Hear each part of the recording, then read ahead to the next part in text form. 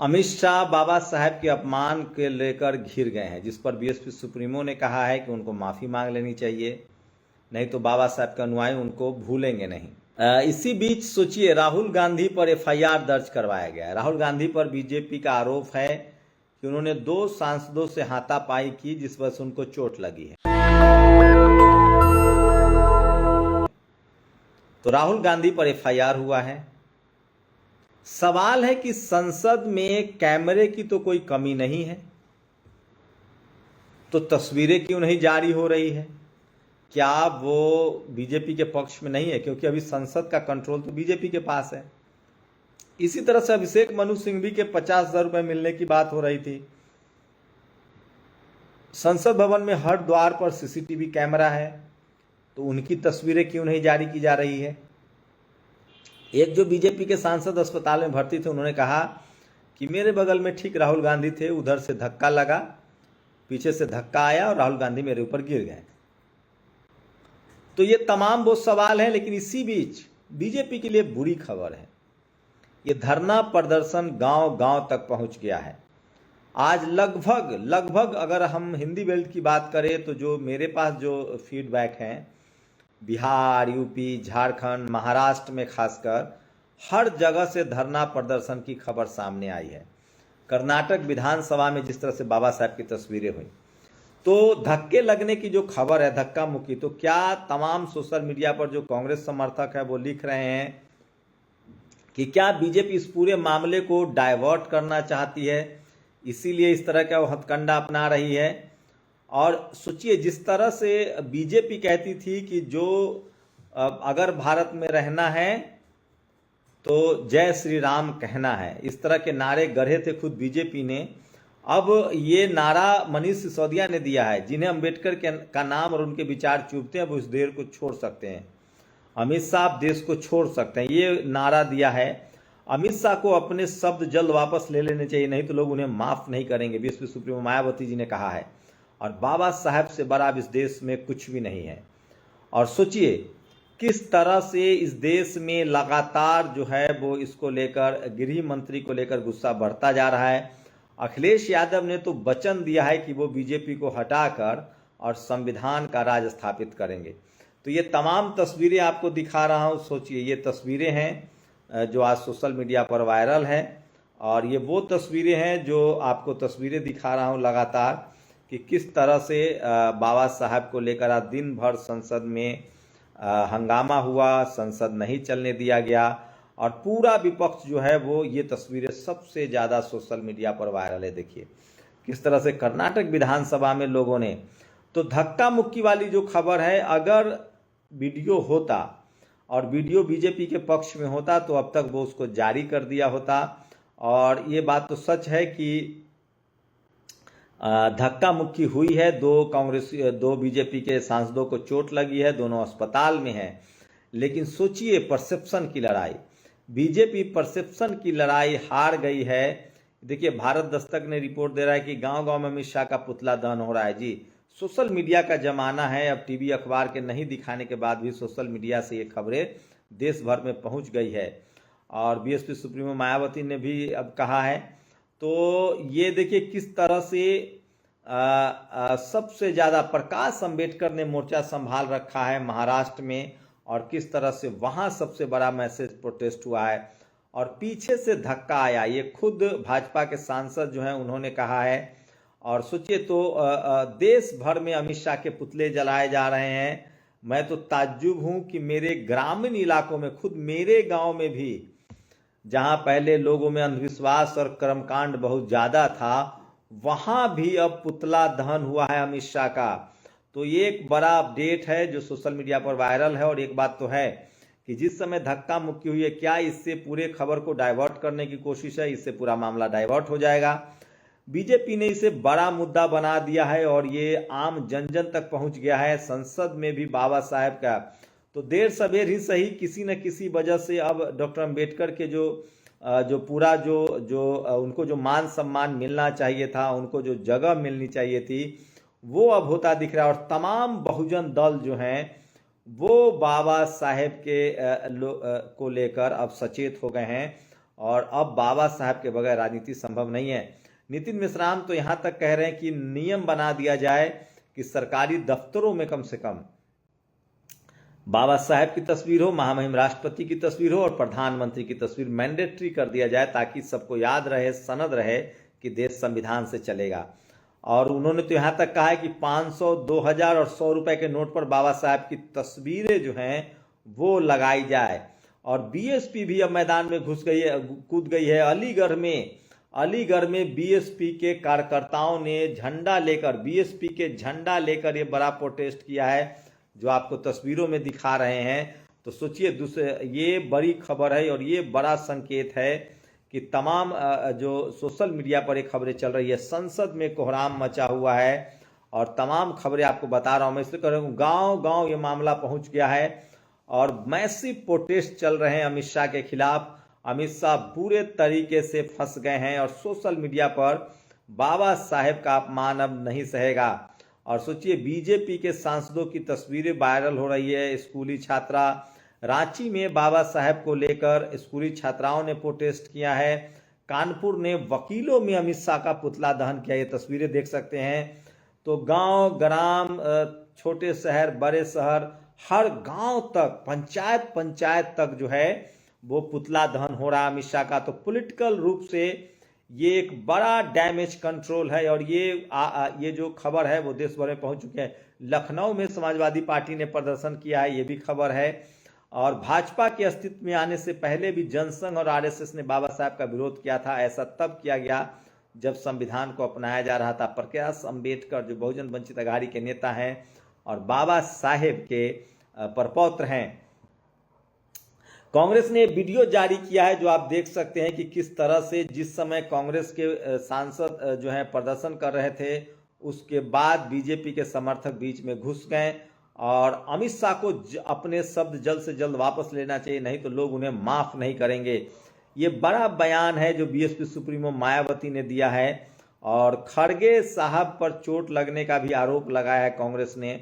और सोचिए, निशिकांत दुबे की भूमिका संदिग्ध देखी जा रही है और ये देखिए किस तरह से आईसीयू में भी कैमरा लिया जा रहा है। तो बीजेपी के पास संसाधन तो है, बीजेपी के पास संसाधन है और बीजेपी के पास साम दाम दंड भेद करने की ताकत है और इसलिए फिलहाल अभी कांग्रेस जो है वो बैकफुट पर है। लेकिन बाबा साहब के अपमान का मामला जो है वो जिस तरह से कांग्रेस ने उठाया था वो गांव ग्राम तक पहुंच गया और ये एक बड़ी खबर है। हम लोग इसलिए सोच रहे हैं, सोचिए आज जो संसद में हो रहा है होना ही था। इंदिरा गांधी ने चेताया था, जो यह सोचते हैं कि कांग्रेस की नीति अनुदार होनी चाहिए, कांग्रेस का अप्रोच कंजर्वेटिव होना चाहिए, वे कांग्रेस छोड़कर अनुदार दल की स्थापना करे। कांग्रेस किसी भी स्थिति में उसके जो उत्कर्ष मार्ग है, जनजीवन को ऊपर ले जाने का मार्ग से विमुख नहीं हो सकती। इंदिरा गांधी ने पार्टी तोड़कर कांग्रेस बनाया था। Think about Sanghi sleeper cell in Congress, दीमक बनकर कांग्रेस को चट कर गए और अभी भी कुछ लगे हुए हैं इतिहास से। तो सोचिए, रतन लाल कांग्रेस को आगाह कर रहे हैं कि आप संघियों से सावधान रहिए, वो कांग्रेस को चट कर जाएंगे। तो धीरे धीरे ही सही कांग्रेस ने अब फिर से बाबा साहब के रास्ते पर आने की ठान ली है। लेकिन इस बाबा साहब अम्बेडकर का जो पूरा मामला है, और लीजिए गृह मंत्री जी, इतने फैशन में आपका मन ठंडा हो जाएगा, आप लोगों के अंदर की नफरत और चीड़ कम हो जाएगी।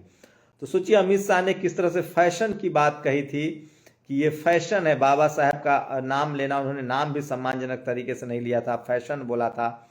इसी बात का लोगों में गुस्सा है कि बाबा साहब ने अरबों खरबों लोगों का जीवन जो है वो बदला है और आप इस तरह की भाषा का स्थिति। ये देखिए बेंगलोर यूनिवर्सिटी में ये चेतन महिषा हैं जो एक्टर भी हैं और ये अम्बेडकराइट भी हैं।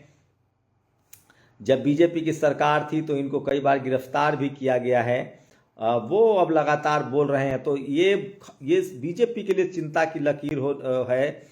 ये खबर जो है वो गांव गांव तक पहुंच रही है और मैं खुद कह रहा हूं, ये देखिए मेरे गांव की तस्वीरें हैं जहां अंधविश्वास और कर्मकांड चरम पर है। वहां मेरे गांव में बाबा साहब के सम्मान में लोगों ने धरना प्रदर्शन किया है। तो ये मेरे लिए तो बड़ी बात है कि वहां भी अब बाबा साहब के विचार पहुंच रहे हैं। और बाबा साहब के विचार क्यों जरूरी है मेरे जैसे लोग के लिए? इसलिए जरूरी है कि हम बाबा साहब के विचार न जानते तो स्कूल कॉलेज यूनिवर्सिटी नहीं जा पाते, पढ़ाई लिखाई नहीं कर पाते और अपने जीवन को बेहतर नहीं बना पाते। आगरा में प्रोटेस्ट हुआ है, कर्नाटक विधानसभा में प्रोटेस्ट हुआ है, संसद में प्रोटेस्ट हो रहा है और देश भर में सोचिए कि ये प्रोटेस्ट जो है वो फैलता जा रहा है।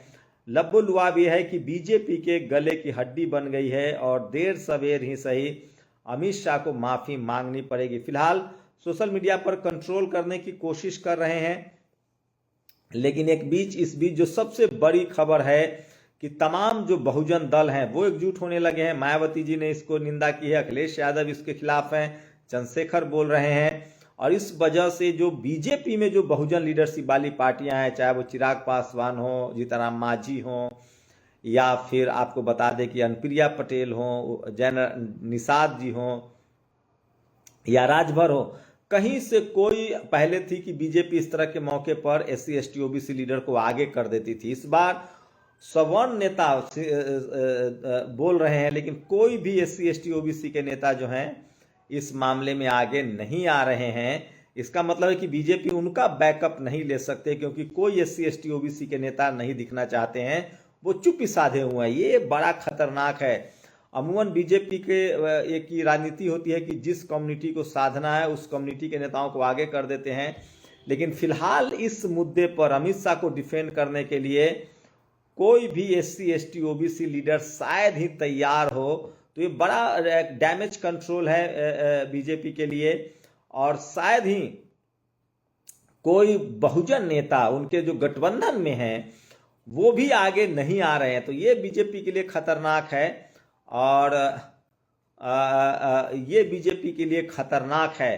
अगर मामला संगीन नहीं होता, अगर मामला गंभीर नहीं होता, मामला संगीन नहीं होता, तो अब तक बीजेपी तमाम SC ST OBC लीडर को मोर्चे पर भेज देती। चिराग पासवान का बयान आ जाता, मांझी जी का बयान आ जाता, अनुप्रिया पटेल का बयान आ जाता, राजभर का बयान आ जाता, लेकिन अब तक नीतीश कुमार भी नहीं कुछ बोल रहे हैं, चंद्रबाबू नायडू भी नहीं कुछ बोल रहे हैं। उन पर दबाव जरूर बढ़ता जा रहा है कि नीतीश कुमार और चंद्रबाबू नायडू जो है वो कहीं ना कहीं, और तो तमाम ये लोग हैं जो ये देखिए विरोध प्रदर्शन कर रहे हैं आप लोग जी, क्या हो गया, क्या अपमान कर दिया भाई बाबा साहब के प्रति जो बोला है उसको तो छोड़ना चाहिए भारत और अपने स्टेटमेंट वापस लेनी चाहिए। क्या बोला जो बाबा साहब के खिलाफ बोला? किसने? राहुल गांधी ने क्या बोला? क्या बोला? उन्होंने बोला है हमेशा इस्तीफा दो, तो इस्तीफा देने के लिए कौन सा वो मालिक है देश का? हम लोग युवा मोर्चा के जो टीम है आई है, उनके जो संविधान के बारे में बार बार वो गलत बोले जा रहे हैं कि भाई बोल रहे अमित शाह जी ने जो बोला था। अभी तो हम लोग आंदोलन में अभी आंदोलन कर लेते हैं, इसके बाद मैं जानना चाह रहा हूँ क्यों कर रहे हैं प्रदर्शन? क्या बोल दिया राहुल गांधी ने? क्या देश सब कुछ विकास के राह पे चल रहा है, इसके बावजूद अपमान राहुल गांधी ने क्या किया? राहुल गांधी जी कह रहे हैं बार बार इस्तीफा देने वाला हो, सरकार हमारी है। सरकार ये बताइए, आप भीम अम्बेडकर जी को मानते हैं? हाँ मानते हैं। अमित शाह जी पे आरोप लग रहा है कि अमित शाह जी ने कहा कि देश में अम्बेडकर जी का नाम लेना फैशन हो गया है, जितना नाम अम्बेडकर का ले ले इतना भगवान का लेते तो स्वर्ग मिल जाता। ये अमित शाह जी ने ठीक कहा गलत कहा? नहीं सर, देखिए जहाँ भी अगर ये लोग बार बार अगर अमित शाह जी ने ठीक कहा कि गलत कहा? ये जो गठबंधन अमित शाह जी ने कहा ठीक, जो ये बार बार अमित शाह जी ने जो कहा, ये देखिए ये बीजेपी समर्थक हैं, ये बीजेपी समर्थक हैं जो अमित शाह के पक्ष में प्रदर्शन कर रहे हैं। मैं फिर कह रहा हूं इनको बिल्कुल पता नहीं था। खैर उनके हाथ में भी बाबा साहब की तस्वीरें थी, तो ये सुप्रिया ने शेयर किया है कि आप लोग यहाँ आंदोलन क्यों कर रहे हैं। जब हम अभी लोग आंदोलन कर रहे हैं बाद में बताएंगे। सवाल आंदोलन किस चीज़ के खिलाफ है? जब आप सुई टपक सन्नाटा, फिर दूसरे के आगे करते हुए भाई तू बता, पहले आंदोलन कर लो फिर बताएंगे। तो ये बीजेपी के समर्थक हैं जो एक्सपोज हो रहे हैं।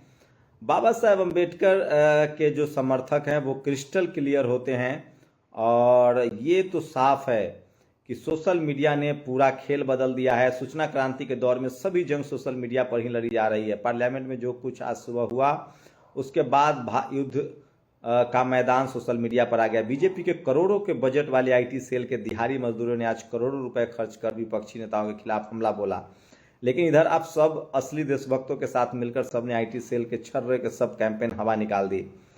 तो टॉप ट्रेंड में तीसरे नंबर पर है पहुंचा और IT सेल के अरबों का बजट एक तरफ और 3 साल पुराना है मोबाइल एक तरफ है। तो ये तमाम खबरें जो है सोशल मीडिया पर वायरल है और सोशल मीडिया ने पूरे देश की राजनीति को बदल दिया है। और अब बाबा साहेब का अपमान करके तो राजनीति नहीं हो सकती है और SC ST OBC के लोग जागरूक हैं। स्वर्ग की कंफर्म टिकट के लिए संपर्क करें शाह टूर एंड ट्रेवल। 7 जन्मों तक स्वर्ग की कहानी सुनाकर लोगों को भ्रमित करना ही मनुवाद है। ये प्रज्ञा मिश्रा का बयान है, अच्छा लग रहा है मुझे। प्रज्ञा मिश्रा कह रही हैं कि 7 जन्मों तक स्वर्ग की कहानी सुनाकर लोगों को भ्रमित करना ही मनुवाद है। हम लोग बोल देंगे तो कोई दुखी हो जाएगा। मैं फिर कह रहा हूँ, ब्राह्मण समाज के लोग बहुत पढ़े लिखे होते हैं। मुझे उम्मीद है कि वो एक दिन जरूर जातिवाद और मनुवाद के खिलाफ उठेंगी और संविधान और मानवता के पक्ष में खड़ी होंगी। तो हम लोग तो भारत के संविधान को मानते हैं, इसलिए किसी के आस्था को ठेस नहीं पहुंचाते हैं। जिसको स्वर्ग नरक में विश्वास है वो जाए, तपस्या करे, अमित शाह के यहाँ जाए।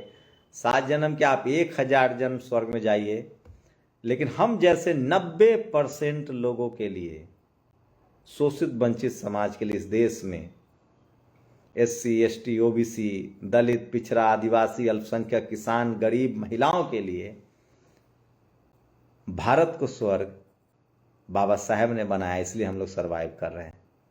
शुक्रिया। नेशनल दस्तक की आपसे गुजारिश है कि अगर इसको बचाना चाहते हैं तो नेशनल दस्तक को सब्सक्राइब करने के लिए रेड कलर के सब्सक्राइब बटन को दबाएं, फिर बेल आइकन की घंटी दबाएं। नेशनल दस्तक को बचाने के लिए बहुत जरूरी है कि हर खबर को शेयर करें, लाइक करें, कमेंट जरूर करें।